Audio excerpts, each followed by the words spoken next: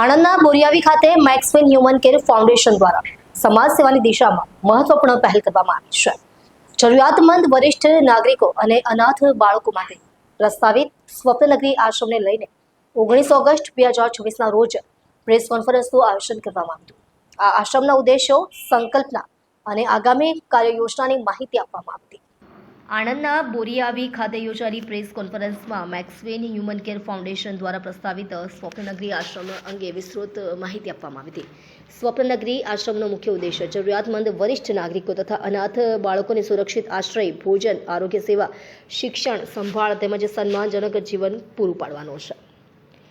ફાઉન્ડેશનના જણાવ્યા અનુસાર સ્વપ્નનગરી આશ્રમ માત્ર એક આશ્રય સ્થળ નહીં, પરંતુ સેવા, માનવતા અને કરુણાને સમર્પિત એક એવું કેન્દ્ર બનશે જ્યાં વૃદ્ધો અને પરિવાર જેવું વાતાવરણ મળી રહે તે માટે પ્રયાસ કરવામાં આવશે. આશ્રમમાં રહેતા વરિષ્ઠ નાગરિકોને સન્માન અને સુરક્ષા મળે તેમજ અનાથ અને જરૂરિયાતમંદ બાળકોને શિક્ષણ સાથે ઉજ્જવળ અને સુરક્ષિત ભવિષ્ય મળે તે દિશામાં આયોજન કરવામાં આવી રહ્યું છે. સેવા એ અમારો સંકલ્પ અને માનવતા એ અમારો ધર્મ છે. સમાજમાં જે લોકો સહારા, સુરક્ષા અને અપનાવવાની જરૂરિયાત અનુભવે છે તેમના માટે સ્વપ્નનગરી આશ્રમ એક પરિવાર સમાન બની રહે તે અમારો પ્રયાસ છે. સંસ્થા દ્વારા સમાજના સક્ષમ લોકો, સેવાભાવી સંસ્થાઓ અને નાગરિકોને પણ આ માનવીય પહેલમાં સહયોગ આપવા માટે અપીલ કરવામાં આવી છે. મેક્સવેન હ્યુમન કેર ફાઉન્ડેશનનું માનવું છે કે સામૂહિક સહયોગથી સ્વપ્નનગરી આશ્રમને એવું સેવા કેન્દ્ર બનાવી શકાય જ્યાં વૃદ્ધોને સન્માન મળે અને બાળકોને સુરક્ષિત ભવિષ્ય મળી શકે.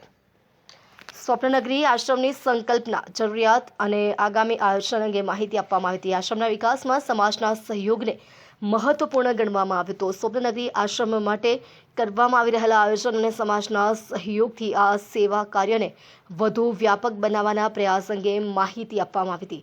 આ કાર્યક્રમમાં સ્વપ્નનગરી આશ્રમના ફાઉન્ડર અને પ્રમુખ શાહબુદ્દીન વારસે, રણછોડભાઈ મારુ, નિશાબા પરમાર, આસિમ ખાન, દેવસિંહભાઈ મારુ, રઘુભાઈ અલગોતર, નેમેશભાઈ શાહ, સંધ્યા મોટવાની, પ્રણવ પટેલ, અતુલ પંડ્યા, બશર મલિક, વિભા વૈભવ સહિત મેક્સવેન હ્યુમન કેર ફાઉન્ડેશન અને સિટી સ્ટાર ન્યૂઝની ટીમ ઉપસ્થિત રહી હતી.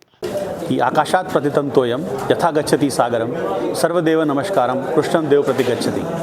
इसका मतलब ये है कि अगर किसी भी देव का, किसी भी लोग का जब प्रणाम करते हो, उसके चरणों में जब आप झुकते हो, तो आप जिसको चाहते हो, आप जिसको मानते हो, उसके चरण में वो नमस्कार पहुंचता है, उसके चरण में वो प्रार्थना पहुंचती है. तो इससे बड़ी प्रार्थना क्या होगी जब आप छोटे बच्चों के लिए खाने की व्यवस्था, रहने की व्यवस्था, उसके लिए किताबों की व्यवस्था, पढ़ने की व्यवस्था करते हो. इससे ज़्यादा बड़ा किसी भी ऊपर वाले के चरणों में नमन, इससे अच्छा क्या होगा. तो मेरे लोगों को अपील है कि ज़्यादा से ज़्यादा लोग जुड़े और इस स्वप्न को जल्दी से जल्दी, बहुत जल्दी से साकार करें. Thank you.